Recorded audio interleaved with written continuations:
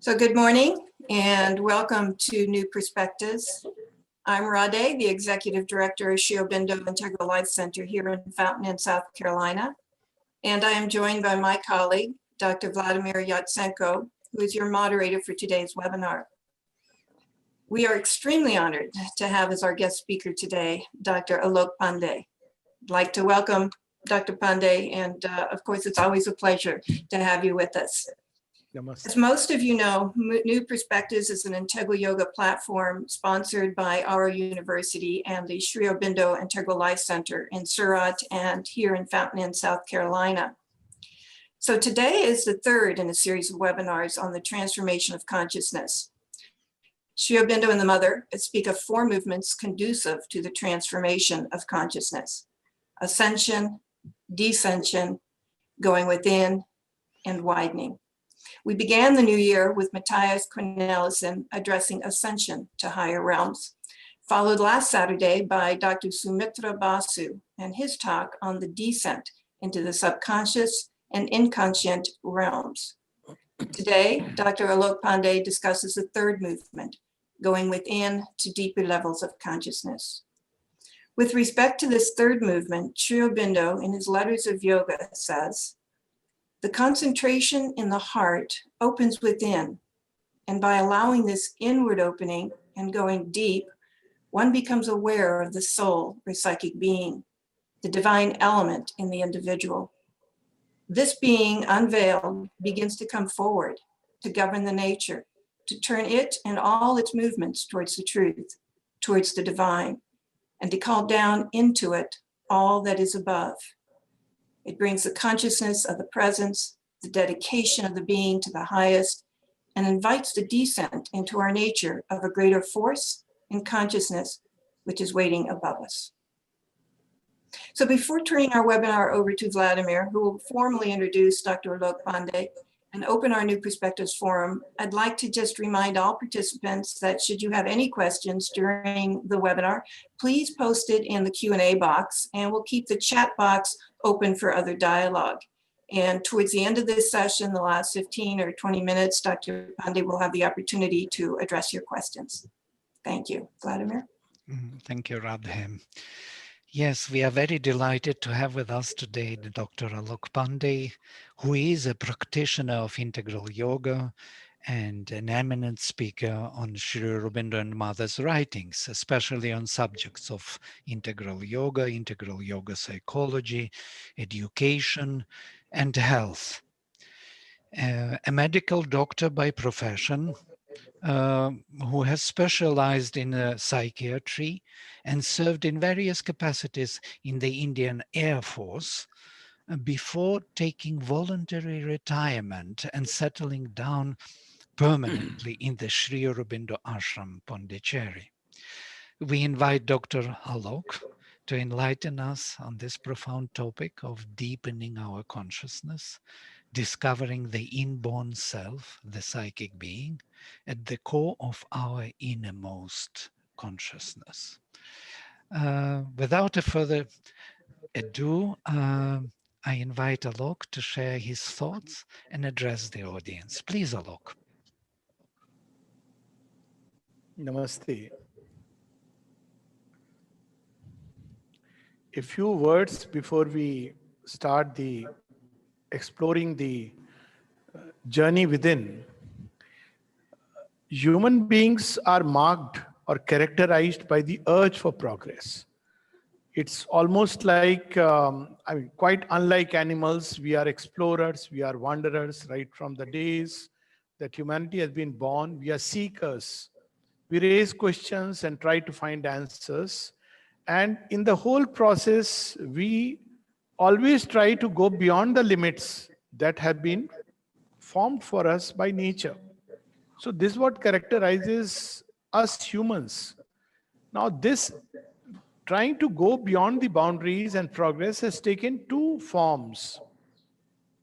One is outward, where we try to understand the phenomenal world, dig deeper into it, go further and further, in search of what lies behind all this surface phenomena that floats right in front of our eyes. And we have reached a point where we can almost say that what we see, we hear, we touch, we smell, we feel, we think, all of it. Is it real or is it an illusion? Is it a play of atoms floating in space which create the sense of a personality? Or is there a substantial reality behind all this phenomenal consciousness? Of course, the average person doesn't bother about it. He is comfortable with the phenomena and dealing with it. That's the practical kind of humanity. But more and more we realize that even from the purely practical point of view, it is not enough if we really remain on the surfaces of life. If we deal with phenomenon as if that alone was real, if we deal with phenomena like that, we find ourselves severely handicapped at several levels and in many, many ways. So even from the most pragmatic point of view, man must search if there is something deeper, if there is something stable, if there is something permanent. It doesn't matter what we call, what name we give it. And in this process, science has taken a route where it goes further, or rather material science, where it digs deeper and deeper and tries to understand what lies behind the phenomenon. But there is another approach which has been known since ancient times, and that approach is going within, because we are available to ourselves. It's not easy to go deeper into the phenomena. Now we have the tools. People have taken millenniums to study, understand, categorize, go deeper. Now, with new tools, one tries to go deeper and deeper. But the other way is to go within, and when we go behind the phenomenal being that we know as ourselves, we enter into subjective spaces. See, that is a interesting way of approaching life. Normally, we look at the world and we try to understand it objectively, but there is a whole subjective world. To take an example, when we turn within and study the states of consciousness, we realize that, there are, in one particular day, we just take a day, from morning till night, we go through several states of consciousness. We may wake up and say, I'm feeling fresh, whatever it means, try defining it. Or I'm feeling very enthusiastic. And then day passes, and then we go through hunger and anger and happiness and sorrow and countless states. States when we are very quiet, states when we are excited and agitated. And yet this moves within a certain circle. We go round and round within a certain kind of subjective phenomenon. Just as we have an objective phenomenon, we have a subjective reality within, and we usually use the word personality. We give the term personality to these many subjective states with which we are identified. For instance, we are used to a certain kind of thoughts and we say, this is me. Or a certain kind of feelings which we are very used to, we catch them habitually and say, this is me. And whatever is other than that, we don't understand. In fact, we think it doesn't exist.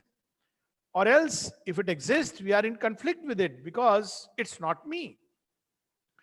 But yogis have gone deeper. All yoga is about, yoga is another kind of science where we go deeper and understand, is there a stable basis behind all these different states of consciousness? And what we discover, first discovery that we make is that these states are shifting.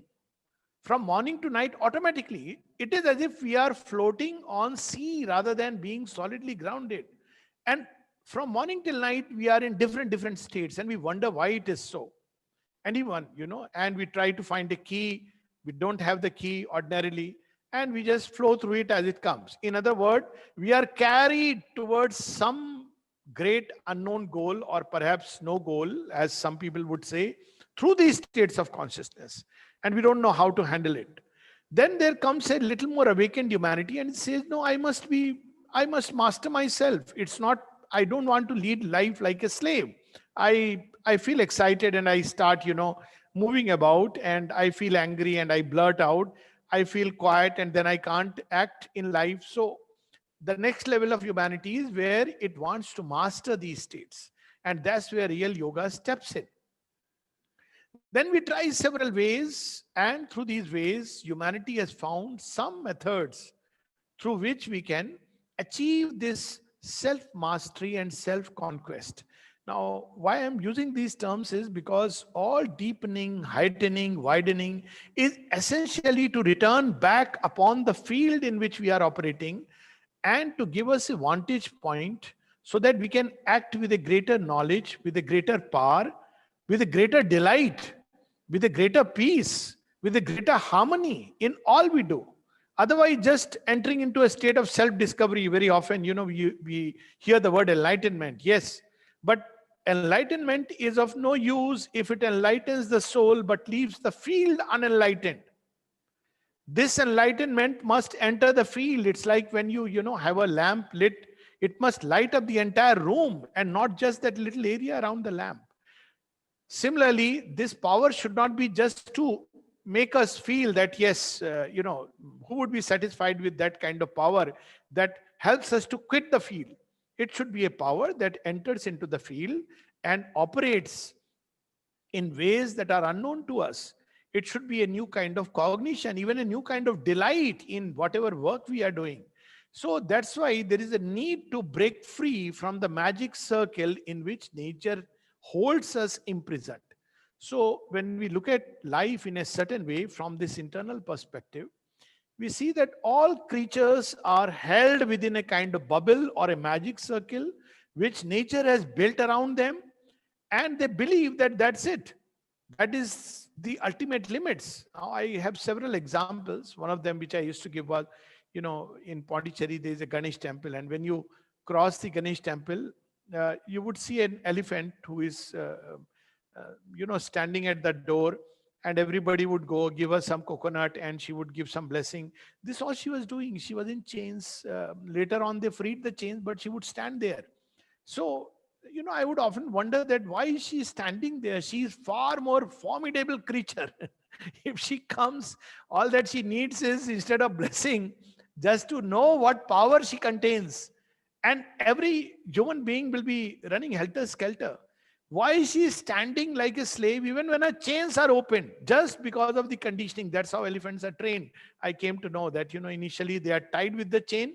Later on, they are trained and taught so that even when the chains are open, they will not move. They believe they are chained. Now, this is exactly what nature has done to us, so much so that we believe that we are whatever we experience at a given point of time, and our personality is formed, fixed. Our character is, a bundle of habits, but whatever it is given to us, and that's all there is. But yoga teaches us there is much more to it than we can sense, than we can understand, than we can, our operating system through which we meet the challenges of life. And that's where the expansion of consciousness in different directions comes in. Now, why consciousness? Because phenomena is something relatively fixed. But we have within us something which we use, for which we use the term consciousness. And here it will be good to note that consciousness is not same as energy. Very often, people use the terms interchangeably. Energy is energy and consciousness is consciousness. That's why the terms are different. Energy is like the fuel. So we can have a very pure kind of energy which moves us. We can have a very gross fuel. To give an example, crude desires is a very crude fuel. It can push us suddenly like a kickstart, but very soon it emits a lot of smoke, which begins to choke our arteries and every other system. On the other hand, it can be a very refined kind of fuel. For instance, a sattvic man, he will operate not just for the fulfillment of desires, but for following a law of life, according to the law of truth. So there is a difference between the fuel. So there is an energy which operates within a system. This energy itself can be upgraded. But to upgrade this energy, we need to shift the consciousness. That's why our consciousness stands behind energy. And consciousness is the power of awareness and the power of execution, which is there fundamentally in this entire creation. All creation is an act of consciousness, we may say. It is the fundamental non-material reality, yet it conditions itself to the form and the material reality. So it is the non-material basis, fundamental basis of existence. It is there, and this has within it knowledge and will, and through it, when it limits its knowledge and will, we have different creatures, and it builds forms within which it limits itself. So right now we are at that point where it has limited itself into the human form and the human shape and the human vessel and the human personality and operates within those limits. But since human beings carry an urge to go beyond the limits, we are incorrigible freedom lovers. Set a limit and man wants to break it. Make a rule and we want to discover what it means to break a rule. We are born with that impulse. It's so strange that animals like lion and elephants, you tie them, they will rarely transgress the jungle and come into the city. But man has this tendency. He will go to Amazon, he'll go to that forest. I'm talking of the Amazon, the forest, and he'll dive deep into the seas. He will go out of his territory to explore every limit and beyond limits. So yoga satisfies that urge for the adventure within man. And this is not just satisfaction, but to fulfill ourselves, we need to expand the boundaries or the limits within which we are trapped. And here we can make these three basic movements. Consciousness can go beyond the mind. I believe it has already been spoken of.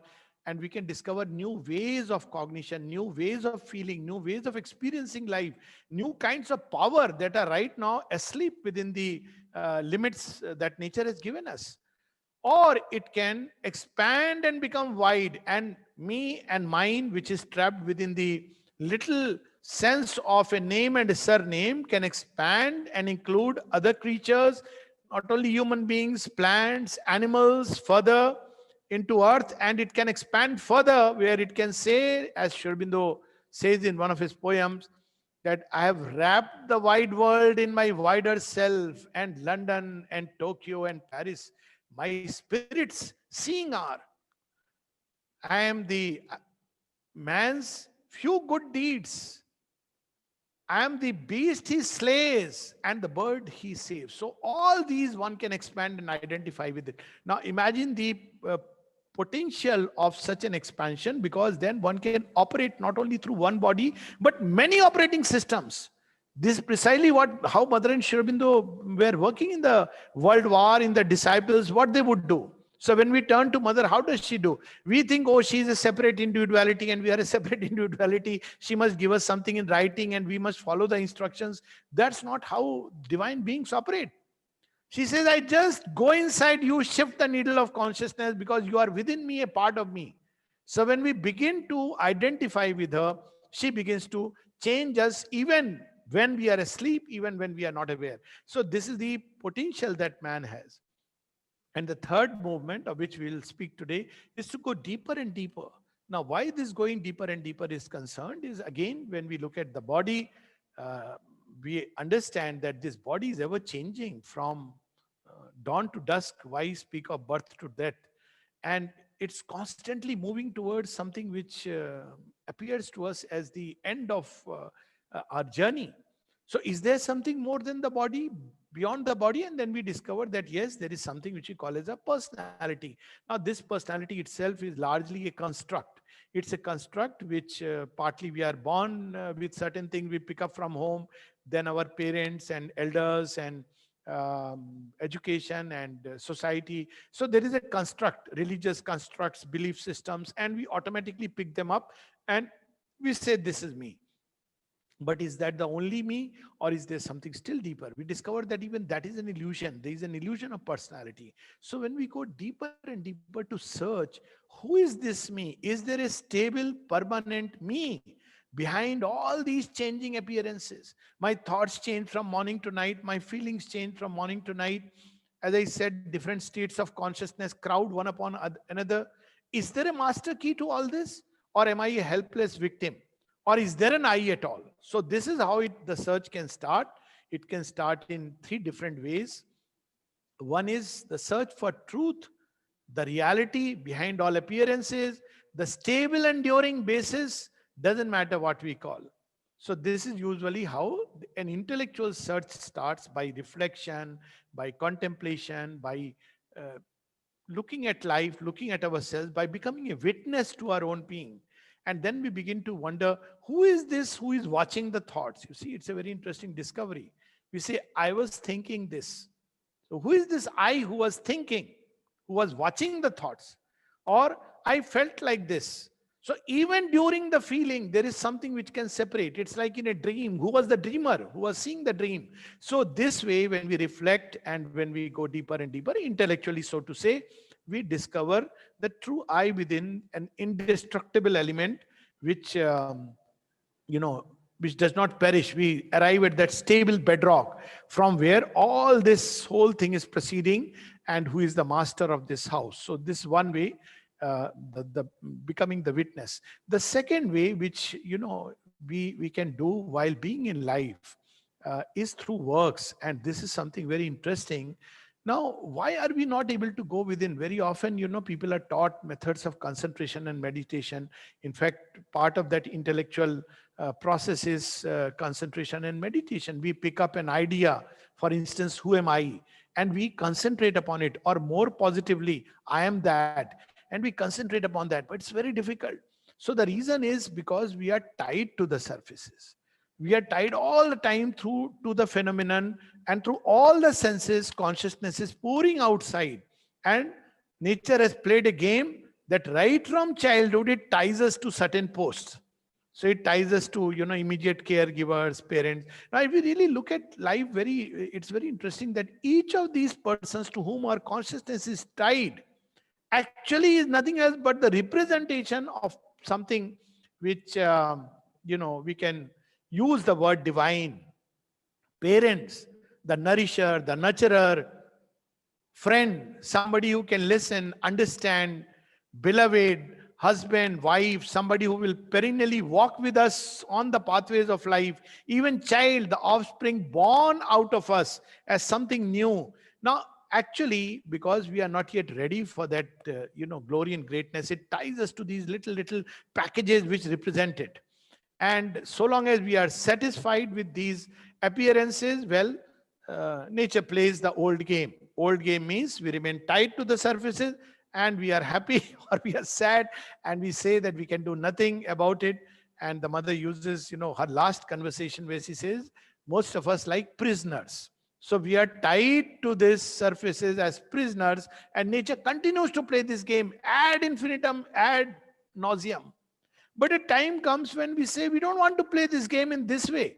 We don't even know the terms of the game. Who is playing the game with us? It's a cruel joke if you look at it like this, that everything is wonderful and tomorrow it crashes. So this also serves as a catalyst to tell us, no, I want to know the rules of the game. I want to know who has initiated the game. Am I a stakeholder? Am I a conscious participant? And that's when we start searching for something through the mystic path. Now, mysticism doesn't go in the intellectual way. It takes another approach. It says there is a mystic feeling or an intuition that there is God, that there is a being. I'm right now not going into the discussion of whether God is a being or not. He is both and more, to say the least. And logically, we can talk about it. But it has the mystical feeling and intuition that there is God. And even this intuition can pinpoint it that He's in the heart. Ask any human being that, tell us about yourself.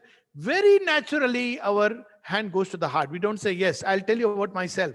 Now, if you do this gesture, it's like, it's not a good gesture to do. It's when you curse your fate. It's not where the I is. Or you don't stroke your belly and say I. It's not a good gesture again. But very naturally, our hand goes to the heart and say, me, my. In India, we even do this, namaste. So this is basically because there is a presence in the heart which we don't understand. We use the word God, we use the word, the temple within us, and mystics start moving toward that through a process which is called as self-giving, surrender, etc. But as I said, initially we have to, if we remain tied to the appearances, we cannot go within. So the process that acts as an intermediary is to diminish the desired self which ties us and binds us to these outposts of ignorance. So how to diminish desired self? The word itself becomes very frightening. I remember in one of the camps, after a 1-week camp on the Gita, one of the ladies remarked, Doctor, wonderful things you said. Please don't ask us, however, to conquer the desired self. So I said, yes, I understand. It's pretty frightening. But well, we have a choice to make. Either we remain tied to that or we discover something greater than desire. Oh, there is something greater than desire. Yes. Why do we desire things? Because we believe by having it, we will have pleasure or joy. But what if we have a self-existent delight? Oh, is it possible? Yes, precisely. So when it is said that go beyond the desired self or behind the desired self, Shiband even used the word psychic prana in one of his earlier writing. It is, or the double soul in man, or the false soul, or the soul of desire. Now, this, if we remain tied to it, we have a very limited gain. We have pleasure followed by pain. We have some happiness and sorrow follows suit. This is a grace actually, because otherwise we'll forever remain tied. So nature has made this old contract. We have signed the contract form. If we ask for one pleasure, it will say, okay, two pain you have signed in the footnote. Ask for one happiness on the surface, and grief is bound to come. So it helps to shake us from the comfort zone.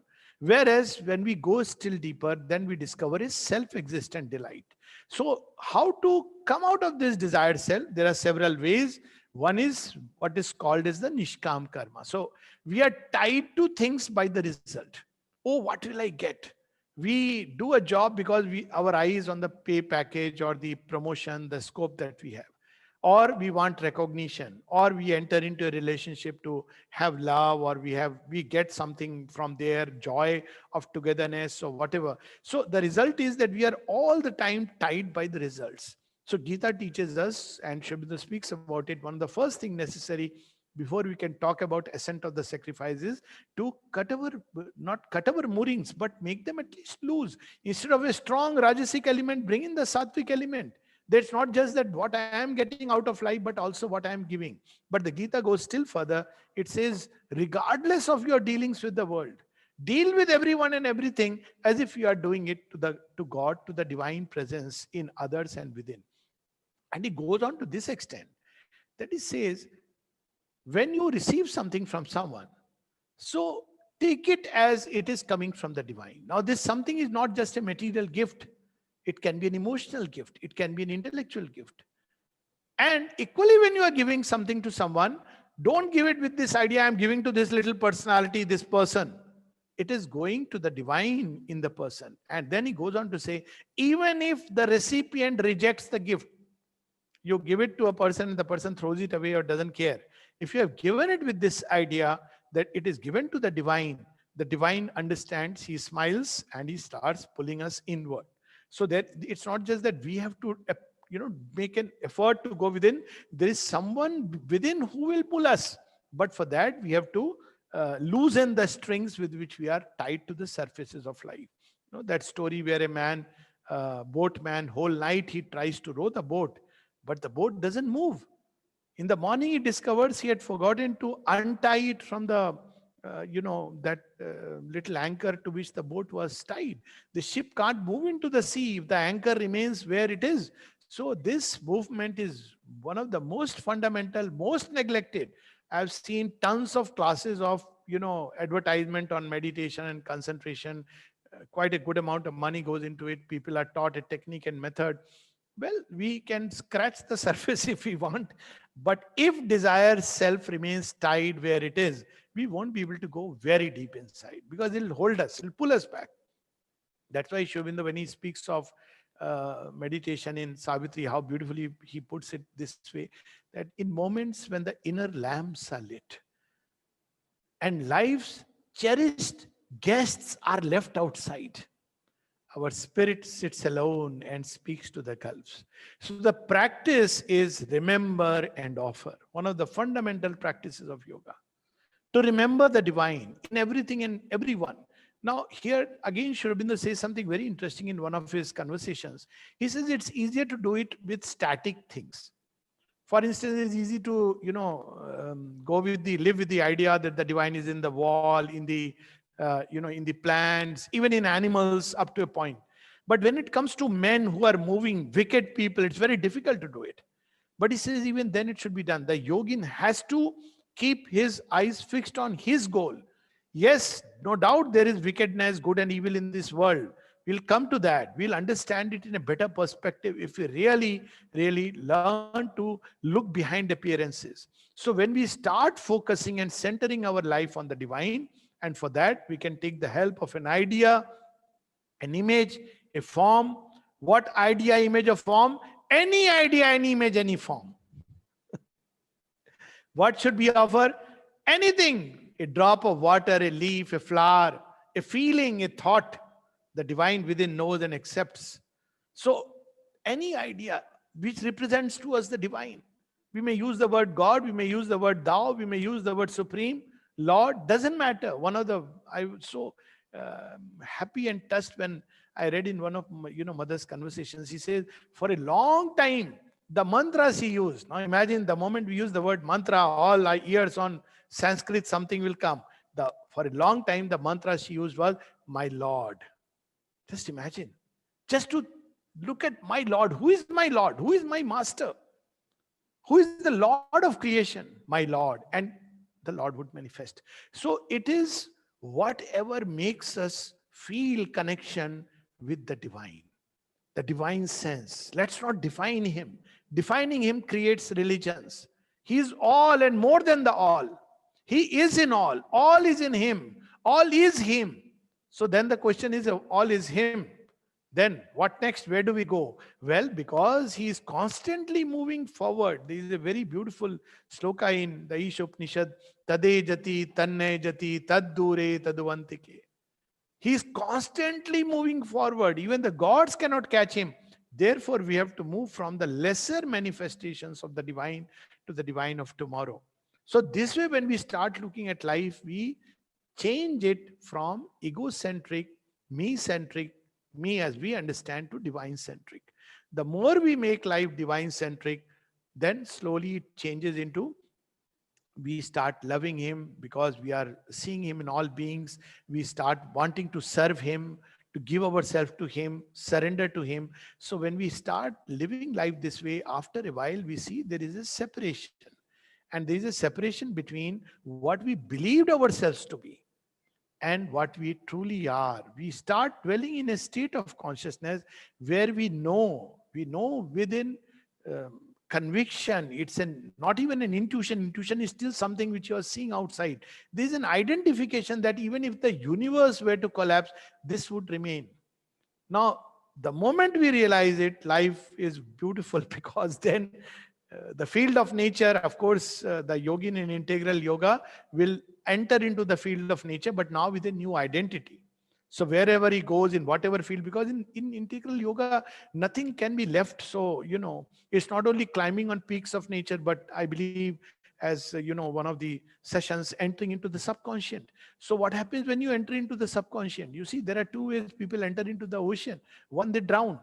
They're helpless. They're caught in the current, they drown. Second is that go with swimming suits, diverse suit, and they are always held by the rope above. So when you go down and you see a shark and you feel this danger, all that you need to do is to do this little, some kind of signal, and you are pulled up. So when we go down with a new identity that I am none else but the child of the Divine Mother, the imperishable one, indestructible, the immortal self, then even when appearances are dark, sometimes, there is a dungeon also in which we enter. There is a complex play of forces, web of forces. Yet, because we are connected to her very deeply and intimately, it's very easy for us to open the door. Mother gives a very interesting example that, there is storm raging outside. And what will you do that time? So if you have the key, you open the door and come inside. Now, this key that can open the doors to the divine is the psychic being within us. And one of the quickest way to discover it is through devotion, through surrender, through dedicated service to the divine.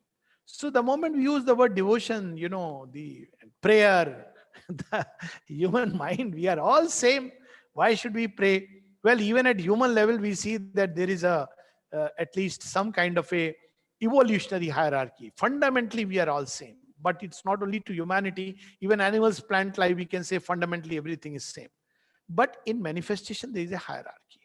So there is a greater possibility, our own greater self And when we love, we have this unique capacity within us to love. Now we begin to become in the image of someone we love. It is known that when two people live close together in close contact, even if they become, even their physical beings begin to resemble each other. So basically, it's when we love someone, when we worship. Sri Aurobindo has that beautiful line in Savitri where he says, "For the worship, for worship lifts the worshipper. He's lying in the dust." So what is the gesture? When you prostrate at the feet of God. So what happens next? You have done your bit. Next is He leans down and holds us and lifts us. So this is the gesture. So worship, devotion, surrender. What is this surrender? Surrender is to start with this, that my life belongs to you.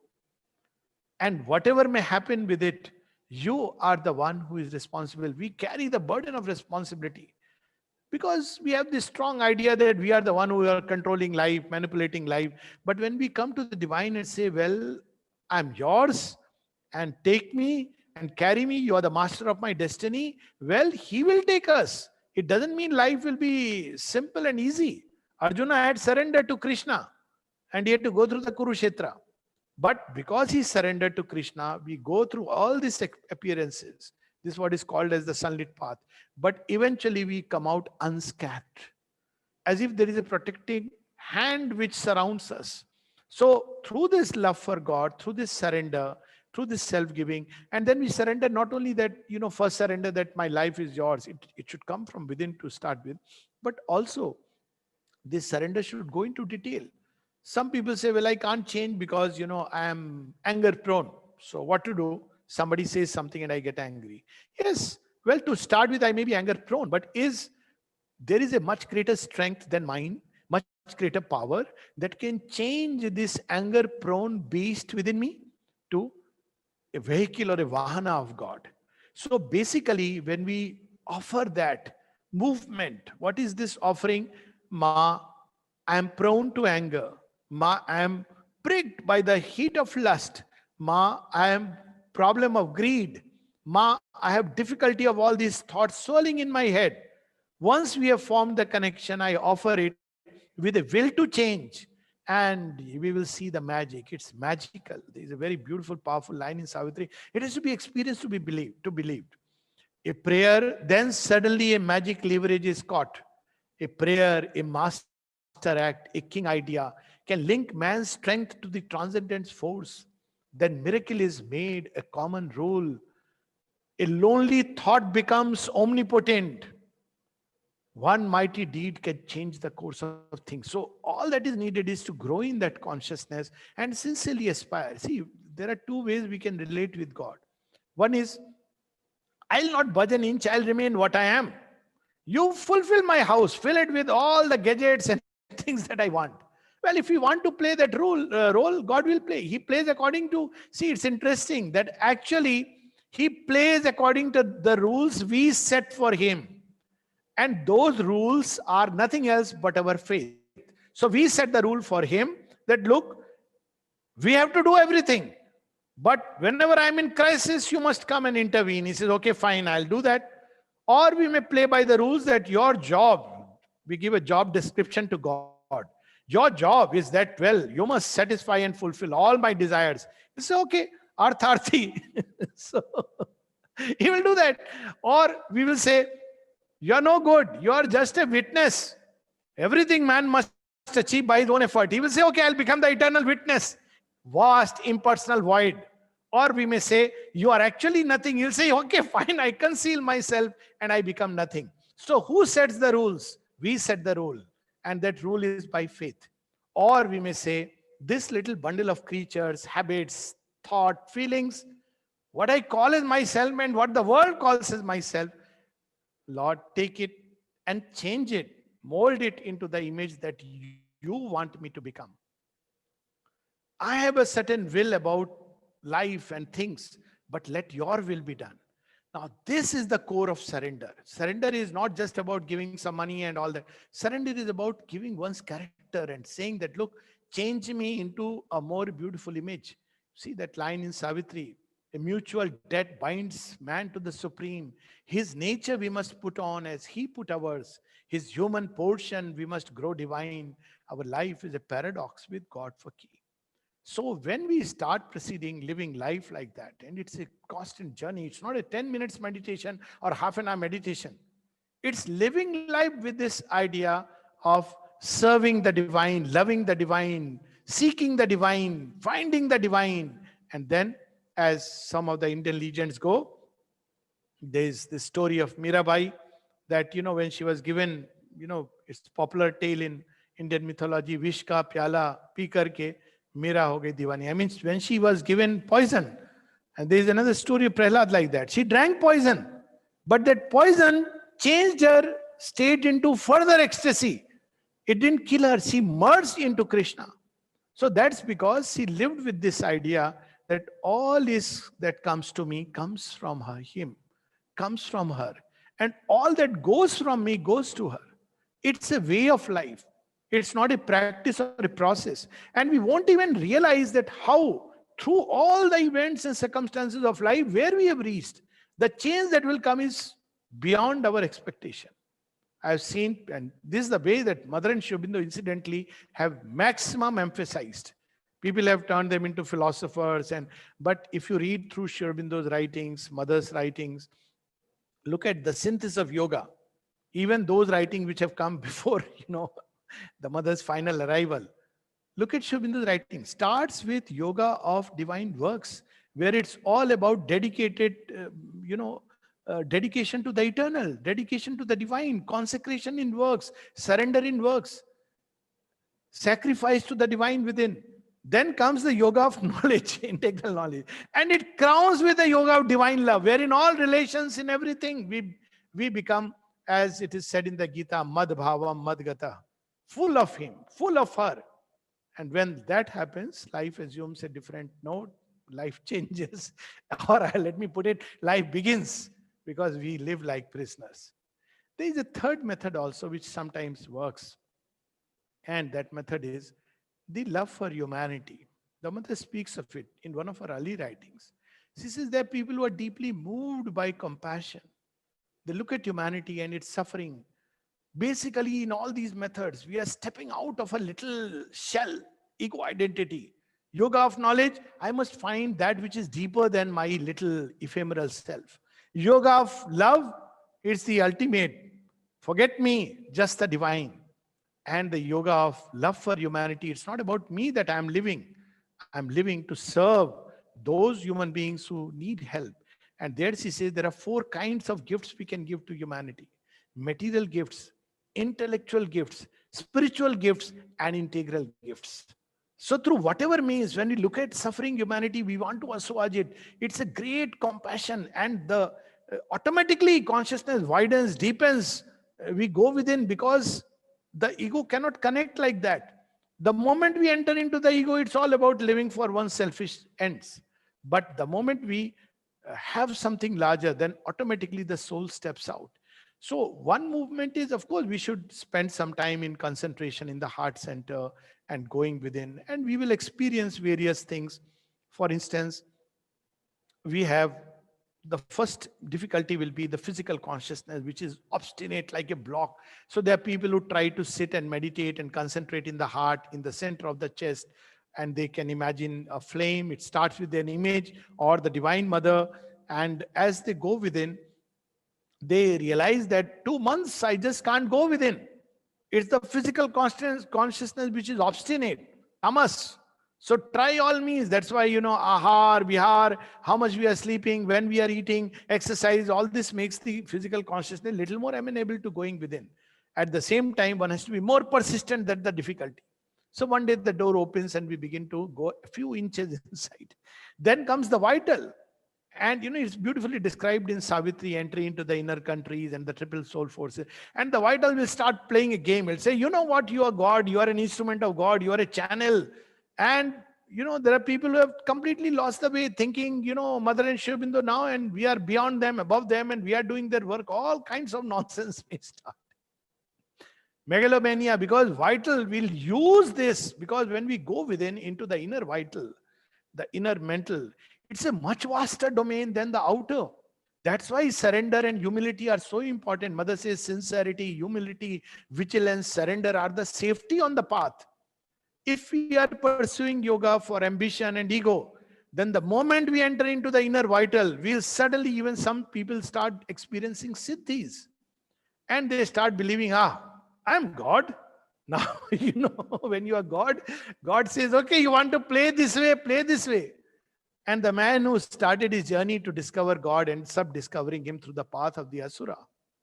So that's not what, so always we have to, and there's several, in great detail he describes all kinds of experiences may start coming, visions, voices, aggrandizes, anything that aggrandizes us, makes us feel, oh, you are the ultimate. People may say, don't get caught into it. Oh, you are a guru. Please, 6 feet ditch is being dug prematurely. Much better to be a child of the mother. Humble servant, the role of the servant of the divine. See, that's why in ancient disciplines, to be the servant of God, to be his slave, to be his child, it prevents us from many, many catastrophes. Or we may enter into the inner mental, where we may start getting intuitive and subliminal connections with beings of the higher mental worlds, and we may even station ourselves in any of these heights, and we may again take that station of a kind of certitude, create a belief system, have a new philosophy, and there may be many people who will follow us. It's almost like initiating a new religion. Again, it's dangerous. So still we have to go deeper, and then we discover what Sri Aurobindo describes beautifully in Savitri, the triple soul forces. We discover that there are 3 great power stations or knowledge poises of the one soul. And we can identify with one of them. It is normally we are drawn. It's in the mother, he speaks of the fourfold, the 4 great aspects. We may be drawn towards Maheshwari and identify with the being as the being of knowledge and light. We may be drawn towards Mahakali and identify with herself as that intense, rapturous divine love, or that truth which slays everything that is untruth, unritam. Or we may be drawn towards Mahalakshmi, and suddenly there may be an outburst of love and harmony towards everything in creation. Or we may be drawn towards Mahasaraswati and perfection in every little detail and every little system of life. But even there we need not stop. But that is required to start with, so that we can, all of these may shape us. They are all mothers, they will shape us and prepare us ultimately for what Sri Aurobindo beautifully says, the supramental, where the totality, the integral divine, and then directly the mothers as the supramental Mahashakti can start moving us. So this is the process of going within. But as I said, there is a complementary movement, and that movement is that in any area of life, field of work, it's not just enough to sit and concentrate inside. So we have to become conscious of the motives that are moving us, to constantly remember that this life is given with a certain purpose, to seek, to find the divine, to serve the divine, to love the divine in all things and everywhere. The practice of equanimity, Sri Aurobindo says, when we are living outside in the world, fundamental practice is the practice of equanimity, which means at different levels. If it is hot, cold, otherwise sitting in meditation, we want an AC room. Or if it is, so I must have the right temperature to sit and meditate. I must have the right size of cushion. So, well, if you have it, fine. If you don't have it, fine. A beautiful line by Mirabai, where she says, Karna fakiri fir kya dil lagiri, sada magan mein rehna ji. If someday you ask me to sleep on the floor, I'll sleep. If someday you ask me to be in a palace, I'll sleep in a palace. That is equanimity. Somebody praises us, somebody insults us, somebody criticizes us, somebody appreciates us. Take all this with a nod and humility. Special thanks to those who criticize. They are really helpful creatures. Better than flatterers for sure. Not that take them seriously. Don't take people's opinions seriously. It's the most dangerous. Otherwise, we'll start molding our life to fit into people's budgets. No, people have their opinion. They will have opinion either which way. Leave it. The only thing that matters is the divine's opinion about ourselves. And fortunately, he has no opinion. He simply changes us. He sees the truth and changes us. So constantly to be focused on that. And similarly, equanimity with regard to different ways of looking at one reality. Otherwise, we'll become like evangelistic. Oh, everybody who doesn't believe in Mother Sri Aurobindo is away from truth, is away from path. No, he leads us through countless ways. The mother herself, when the time comes, she will reveal. Sri Aurobindo, he will reveal when the time comes. So let that time come in its own way. And each one is meant to, it's enough if people understand. And that's what Sri Aurobindo says in the human cycle. Who are the individuals who will be the harbingers of the spiritual evolution? Or shall we say spiritual revolution? He says they will not be tied particularly to this or that method or belief system. All that they will have faith in is the spiritual conversion of humanity. That there is something more, something deeper, something greater. Yes, for an individual, fine. For me, it is Mother and Sri Aurobindo. But for somebody else, yes, as long as we believe that there is something more than man, which we must explore, it is enough. So this way, when we complement this movement of going within, at the same time changing the motives of life. If the motive remains ambition and we go within, it will not work. That's why she says in the beginning, if the motive remains, I'll be a big yogi and a big guru and try to go within, it won't work. Or it may land us up into what Sri Aurobindo calls as the valley of false glimmer. So the motive should be right. It should be a genuine search for the divine, for the sake of the divine. And then when we concentrate and go within, but as I said, this is, if we have an abstraction of that I am searching for the divine within, it's very difficult. Therefore, we have representations.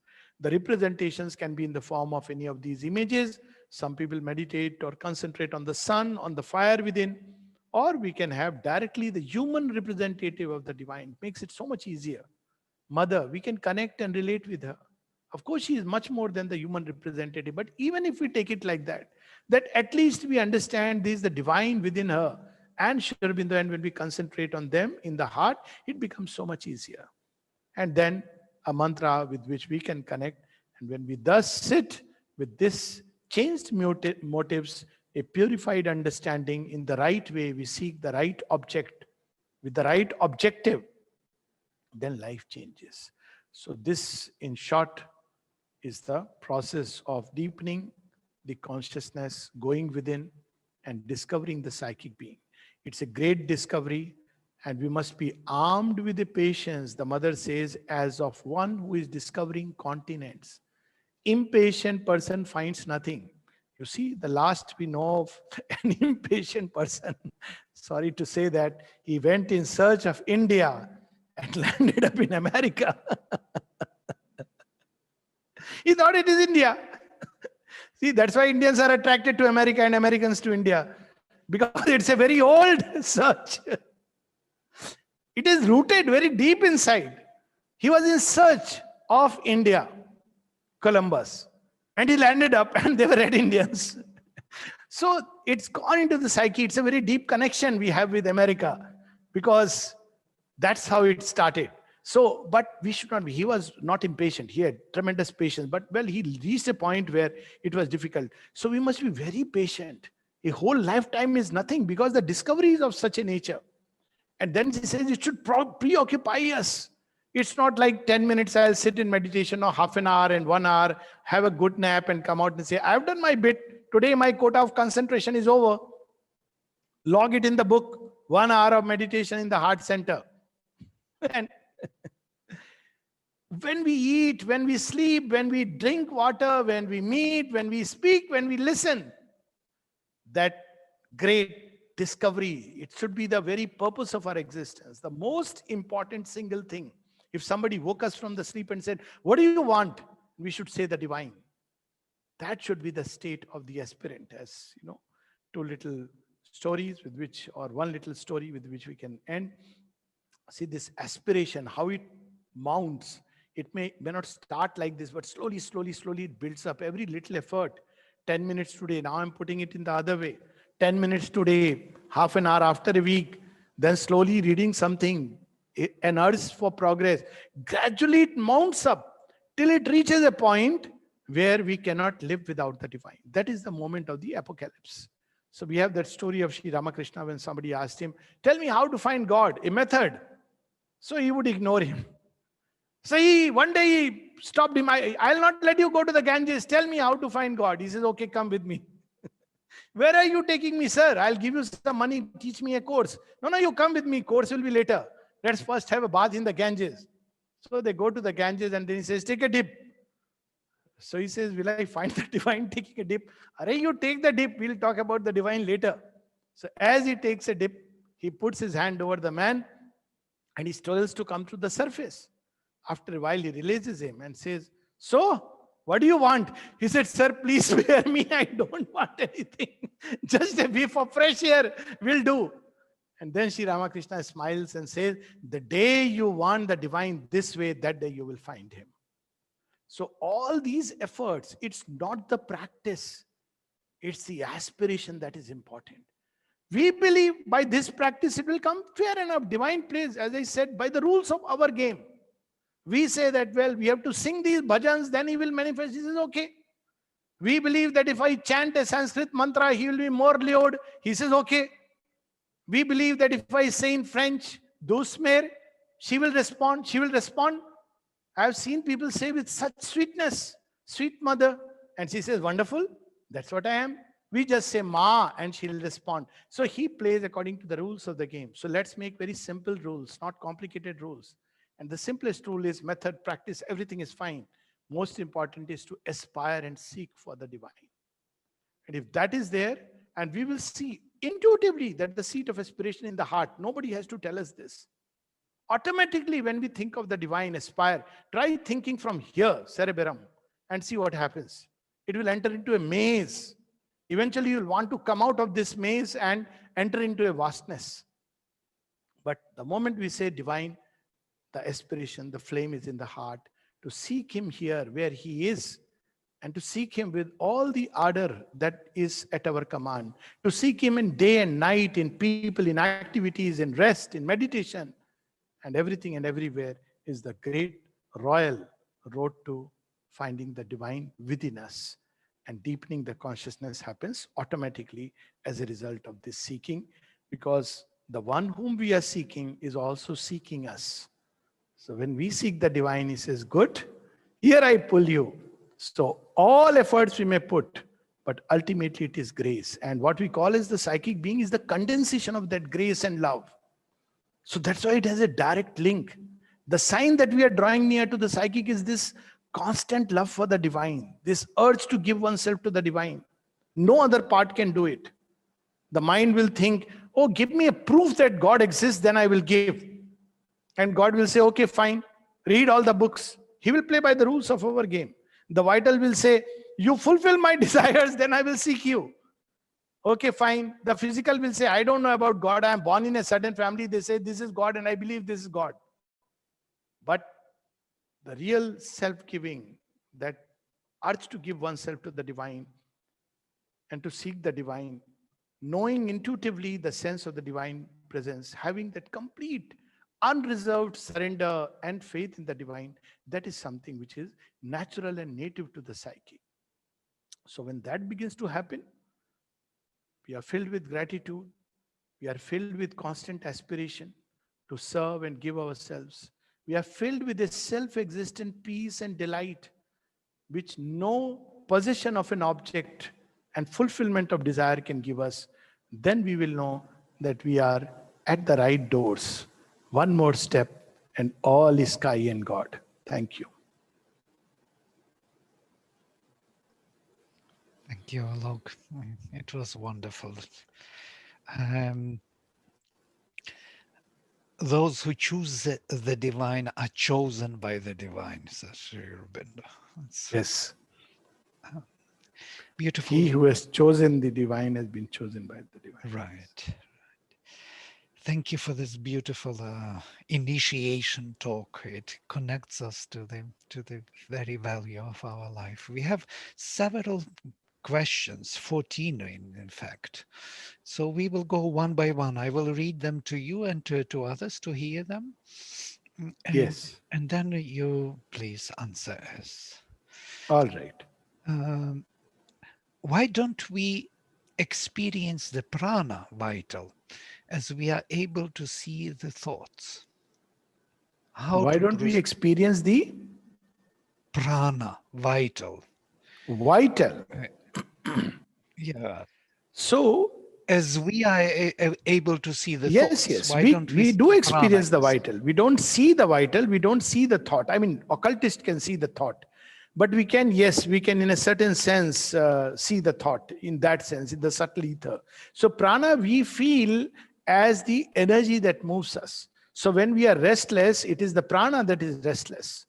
So everything, essentially, prana is the feeder system, the energy. When our thought is full of excitement, then we know that the prana is in a certain state. When our thought, our inner being is in a quieter mode, then we know that the pranic flow. Prana is the flow of the current of the energy within us. So prana gives that feeling, that state to us. It is the nature of the fuel, it's the energy. So we won't see it, but we will feel it, just as we see thoughts in the subtle ether of the mind. Similarly, we can experience prana in terms of the type of energy that is moving us. And it's a very good practice to see it and know it, because we must go towards a calmer, quieter, harmonious, smooth flow of the pranic current. And we'll know it when there are days when we feel perfectly in harmony with everything. And there are days when we feel dislocated. So with practice, we can exactly feel the same thing about prana as we can feel about thoughts. Yes. Thank you. There is another question. You, being a psychiatrist, I wanted to know, when we focus on visual meditation, trying to visually generate our Ishta Devata, most probably, how are we able to generate this positive visual and auditory hallucinations? Well, it's a very loaded question, or rather presumptuous. So visualization is not hallucination to start with. It's about where do we, how do we visualize? So purely from the neurology point of view, because it has been addressed to a psychiatrist. So let me address as a psychiatrist. Now, normally we believe that there are neuronal activities as a result of which we have all these images thrown up, or we have this voices or sounds and music, and there have been a lot of studies with that.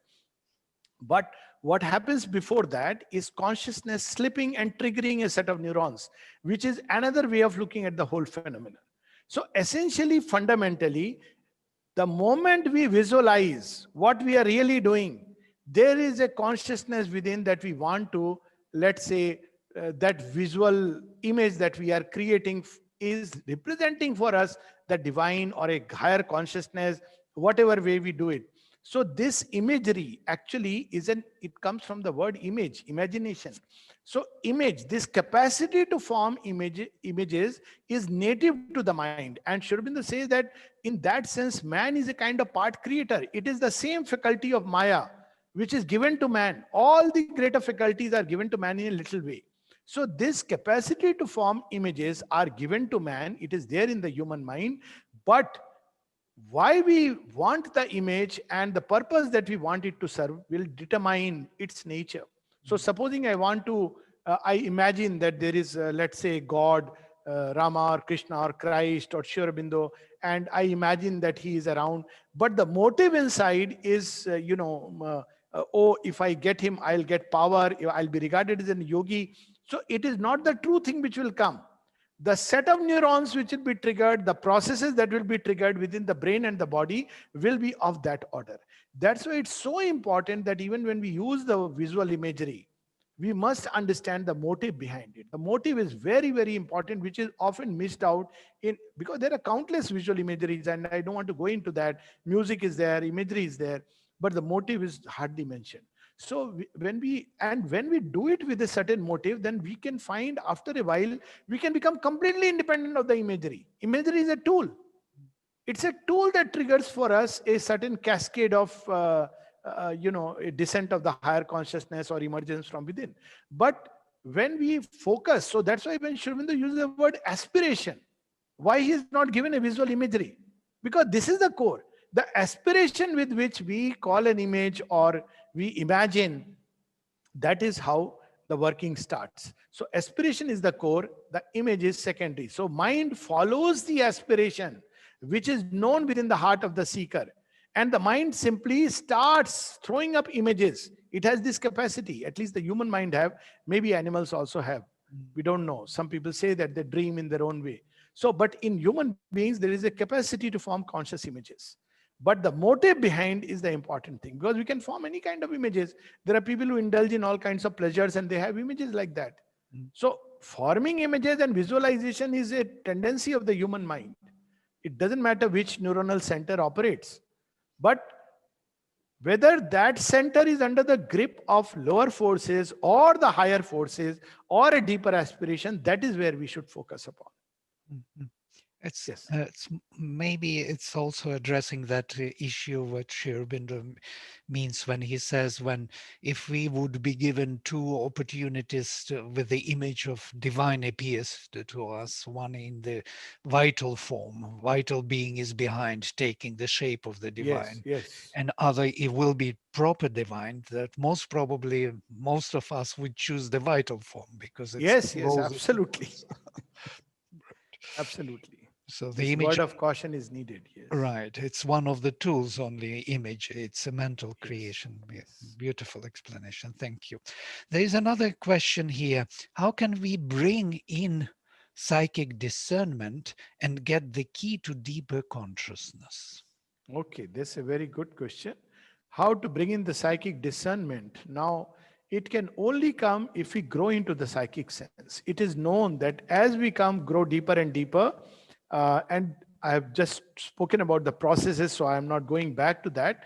But as the psychic being emerges, it begins to show us what needs to be done and what not does not need to be done. It is not a mental law. The mind operates according to certain frameworks, and it is needed for the mind.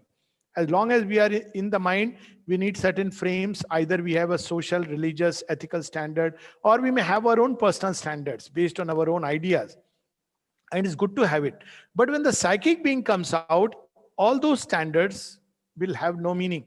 That's why when people thought that the voice of the soul is the conscience within us, should be clarified. It's not conscience. Conscience is a mental construct, and we need it as long as this psychic has not come out. But the moment psychic comes out with a gentle nudge, a little sense of unease, it will show us that, not only show us that this is not about right and wrong, it will actually show us that if we choose this road, it takes us in that direction. If we choose that road, it'll take us in another direction. And the psychic will show us, and we have to, listen to that. That famous poem of, I think it's Frost, who spoke about the road he took. So there were two roads, and he takes a road and he just doesn't know what lies at the other road. So it's like that. It shows us. Sometimes it will show us one which is going to abyss, and the states will change. Sometimes it will show us that that dip is needed for the whole re-emergence. Sometimes it will show us that we can take the narrower path or a wider path, everything with the crystal clear intuition. So focus should be purely on developing the psychic within, or coming in contact with it. The rest is automatic.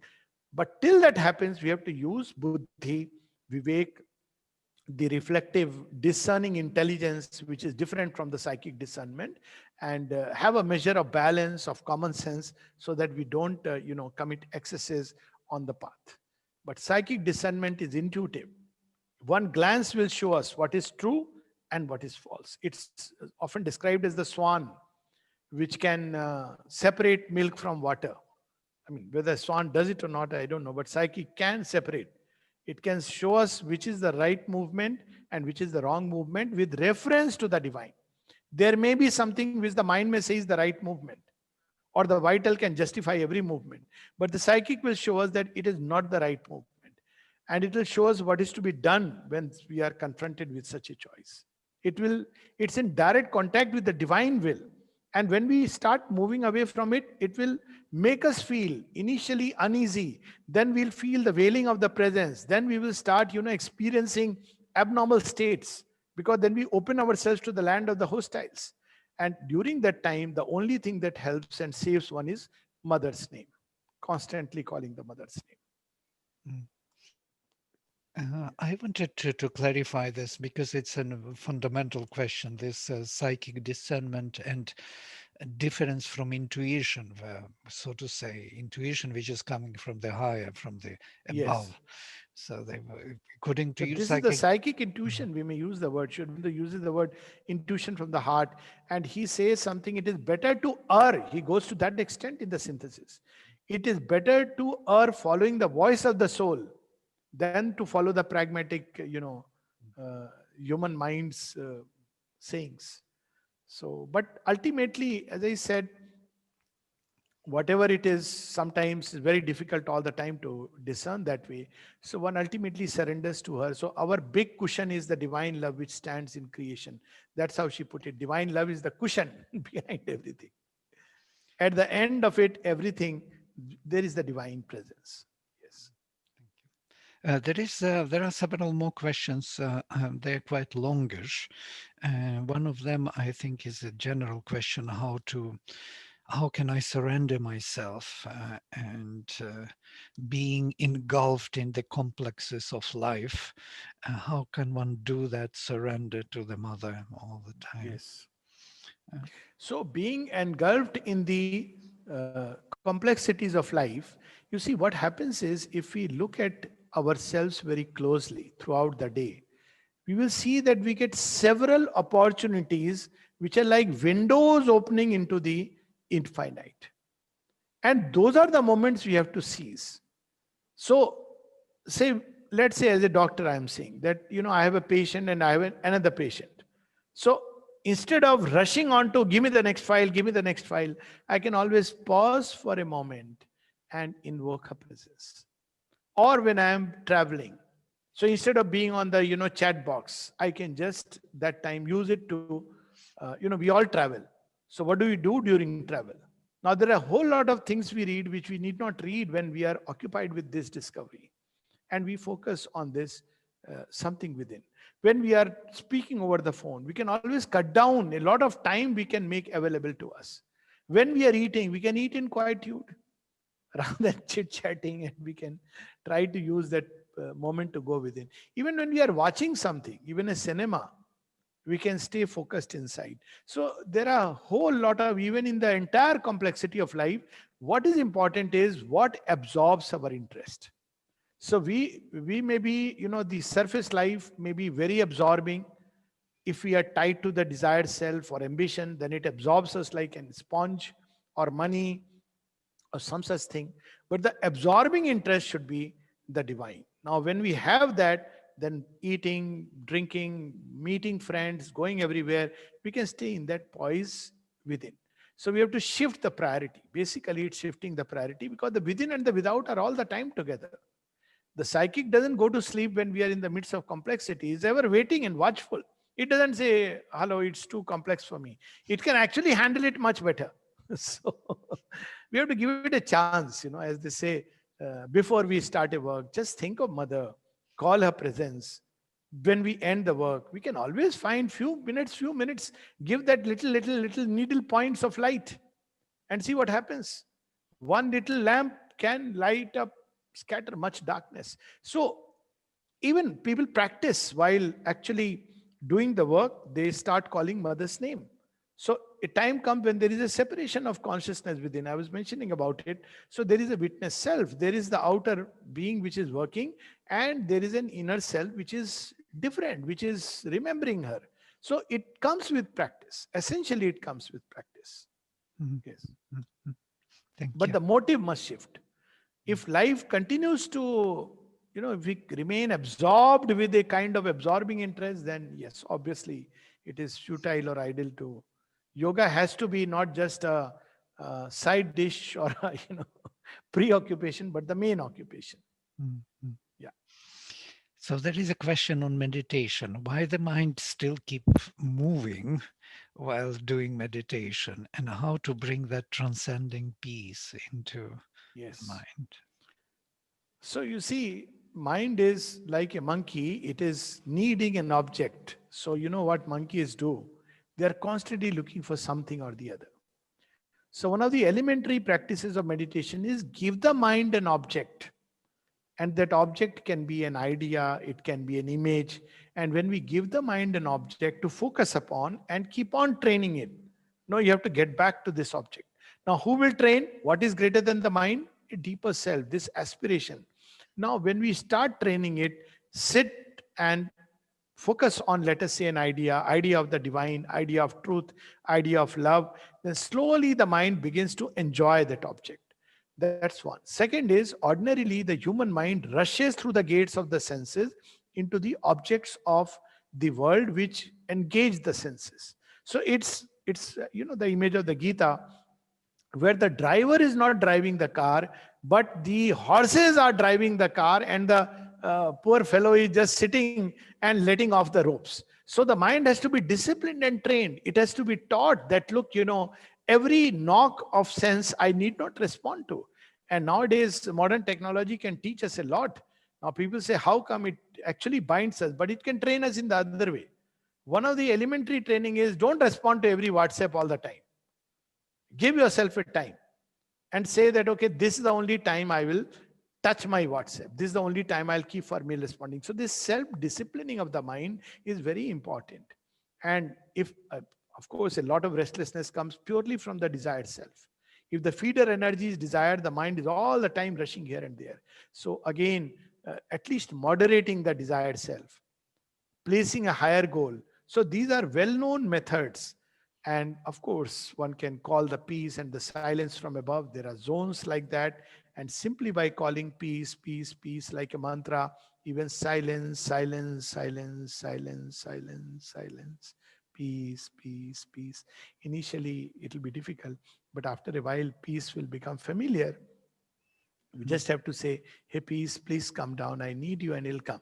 So that's why in all the ancient Indian way of life, you had the peace invocations. The Upanishads contain a set of peace invocations, and they're very beautiful because they remind us, the Purnamidang, Purnamadang, Purnat Purnamudachyate, Sahana Bhunattu, Sahaviryam Karvavahi. So they're a reminder, and then they're all peace invocations because that vastness brings peace.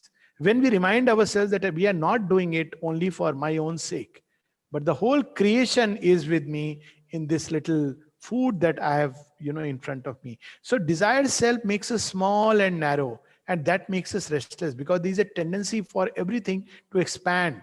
But vastness, the sense of oneness, the spirit of something which is greater itself will free the mind from that, narrow, restless movement. So these are some of the ways. Thank you. There is one more question. Gandhi said, all religions are the same. The root is one, branches are different. How about Sri Aurobindo? Are all religions the same? I don't know what Gandhi said. Of course, he seems to have said that all religions are same. Certainly, one has to be blind to facts of life to say all religions are same. One has to be a blind believer in Gandhi to believe that all religions are same. To start with, as a starter, religions are coming from an experience which someone had, which means they are a more packaged version of the spiritual experience. Now, spiritual experience itself is not the same. There is the dualistic experience where there is always a separation between us and God, the Dvaitavad. So there is a whole kind of religion which says you can never become one with God. You can worship him, you can pray to him, he can help you after death, but you can never become one. So this is one kind of religion. I'm not going to name what is what.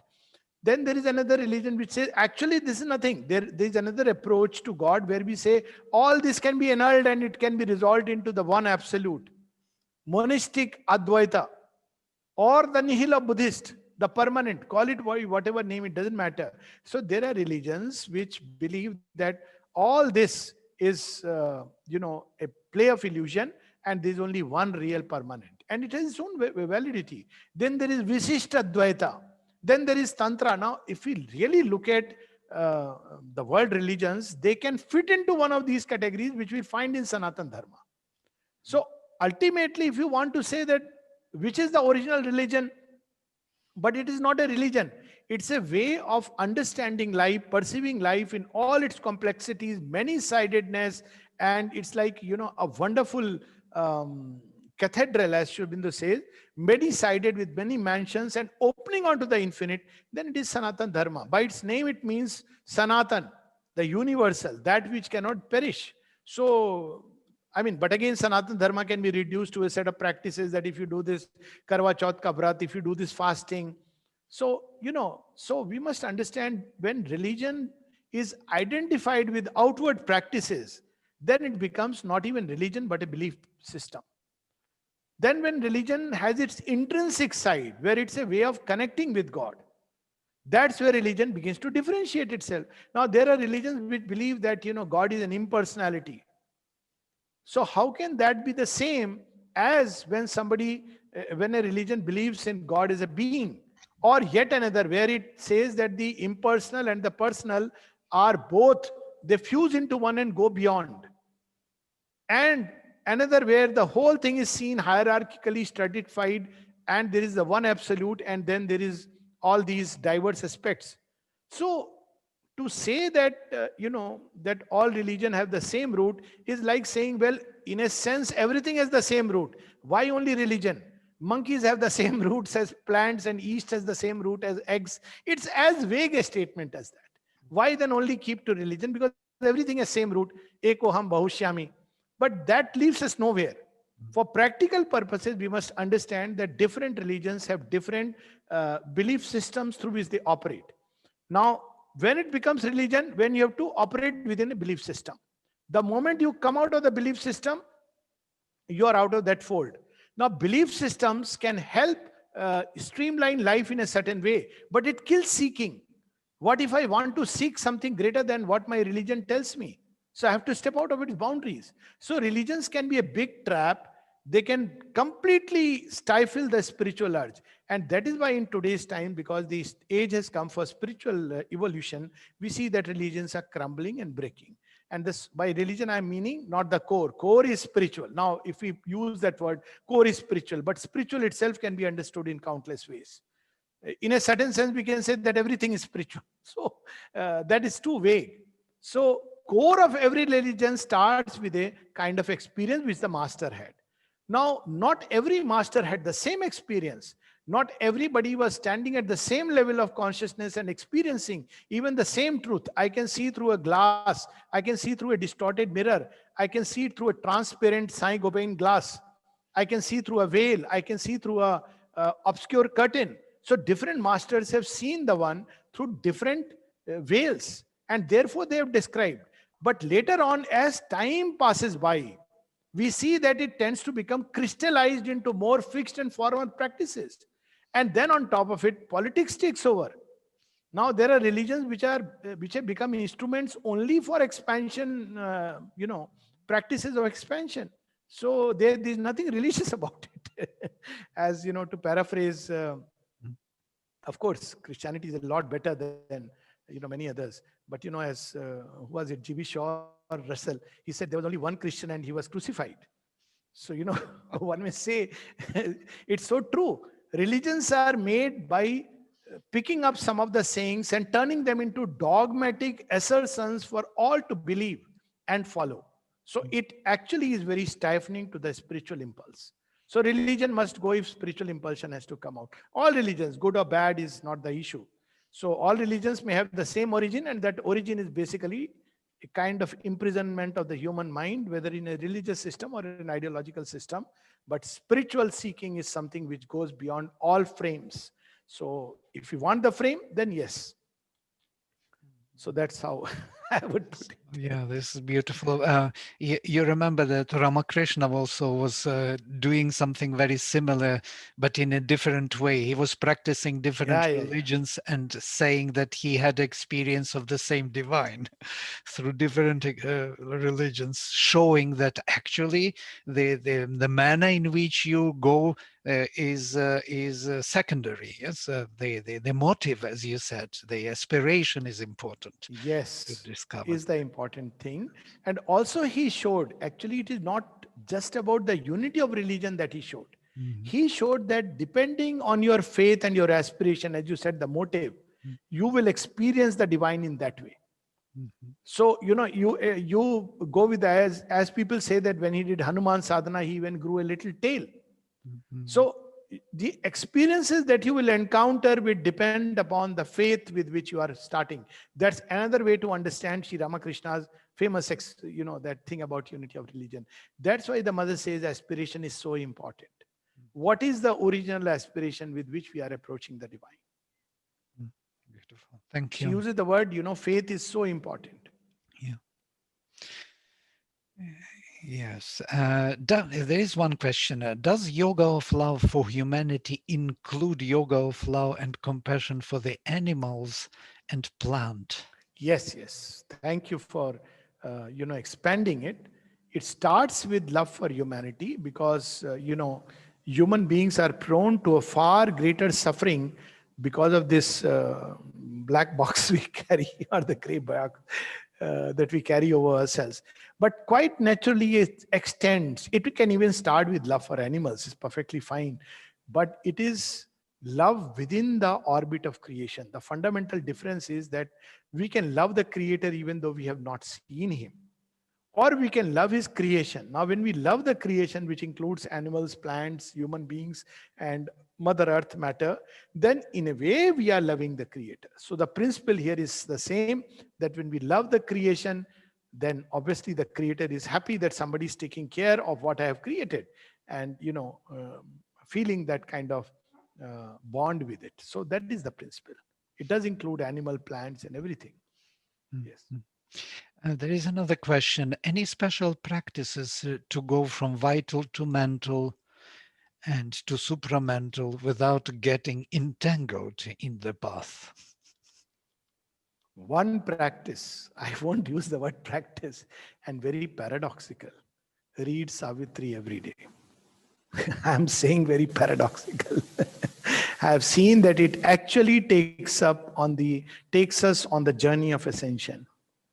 And it brings out all these different aspects, dimensions, shows us what they are, takes us upward and upward. Of course, the simplest thing that he said was, instead of the mind trying to put an effort, because the mind doesn't even understand the vital and the mental, they're concepts for us. We can speak about subliminal mind, subliminal vital, and the subliminal inner physical. All that is fine, but the way Sri Aurobindo said was mother. So stay centered on the mother, everything else will follow automatically. But if one wants a practice, then the mother's consciousness and Sri Aurobindo together in the form of the word body, because it comes next. The direct is mother directly, but the next is the sound word body, where the twin consciousness of mother and Sri Aurobindo come together, is Savitri. Why Sri Aurobindo? Because he's the author. Why the mother? Because it's the story of the mother. So Savitri, is one of our incarnations. So Savitri, just reading it every day, it's actually a practice of yoga. And unfortunately, it is not much emphasized, because by practice we feel sitting and, doing inside. But mother has spoken about reading it, writing it, and it helps us in the whole ascension process. That's why Sri Aurobindo, he wrote it 12 times, ascending, and actually that thing is inbuilt within Savitri. It pulls us from one level to another to another. So every time we read it, a new understanding comes, precisely because the mind is ascending from layer to layer. So one of the simplest ways is this. Mm-hmm. Thank you. We have to wrap up, and we are already over time. There are many more questions. I hope they will be kind of addressed. We collect them and we send them to you, and if you could answer them, that will be fine. Yes. Wonderful. There is one last brief question I want to end with. It is from Indrani Sanyal. Man is by birth pravritti anubandha. So to say, to aspire, does he not require to be motivated, pravritti, motivation, bound? So by birth, man is bound to ignorance. To aspire, does he not need to be motivated? It's very beautifully answered in one of the, Ramayana. And it puts it like this: So janahi jin Ram janahi. Of course, there is the motivation comes from the grace. One cannot aspire till, as you had already said in the beginning very beautifully, he who chooses the infinite has been chosen by the infinite. The first is there. So why don't we aspire? Precisely because the time has not come and we are not ready. So what should we do till then? We want to aspire, but we don't aspire. So if we read the first two or the first movement in this chapter titled Self-Consecration, Sri Aurobindo, then he says that how we can catch the fire of aspiration. It's not an external motivation. It's not like somebody tells me you aspire, it'll be very good. But it's a fire. If we are in the company of somebody who carries the fire, we will catch the flame. Now, if the log of wood is wet, as Sri Ramakrishna would say, it will throw up a lot of smoke, we'll feel stifled and we'll run away. But if it is wet, through seeking it becomes wet, through desire self, by moderating it, it becomes dry, then it catches fire very fast. So one, to be in the company of those who, and it's a very ancient way, seek the company of those who have found or who are on the path journey, rather than keeping the company of those who will throw smoke. So it's very important to understand that the company we keep will either bring this fire out or it will cover it up. And this very important, Mother speaks about it, we often forget. So the company we keep. The second is through the books. The best, simplest satsanga is this. And of course, when we read a book, at some point, it will ignite the flame of aspiration, because it's what? It is a capsule of light. It's a capsule of fire. So the mind reads a body of words and then it goes inside. Then the body of words, the body is gone, and it begins to act within us to ignite the fire. And third, of course, the well-known practice is mantra, as when the mantra sings in yogas here. So even when it is done mechanically, a time comes when suddenly, it catches fire. Then there is also places where when we go, we begin to open up to something greater and deeper. And sometimes that's why coming to ashram, because it's a Yagnavedi. So when we come near that, if we are ready, something will catch fire. But once it catches fire, then it's, the journey continues. But that initiating point is through one of these processes. Webinar is one of the things. What is being done here is a yagna. Now we use the word webinar, but it's a yagna. So we are all bringing in that fire here. We are not discussing about, film and politics and all that. We are discussing or sharing our vision and experience about something much deeper and higher. So this is one of the means by which someone who is ready will catch the fire. So these are some of the ways, but it cannot be done by external motivation. It cannot be done in a mental way that, we have a classroom and tell people, look, we must turn to the divine, we must pray. Then it'll become something mechanical and we'll begin to make a religion out of it. Yeah. Thank you very much.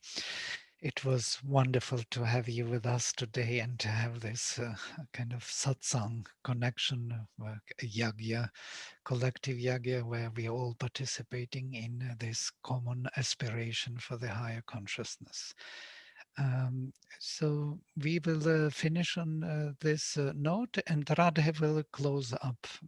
Thank you, Alok. Thank you.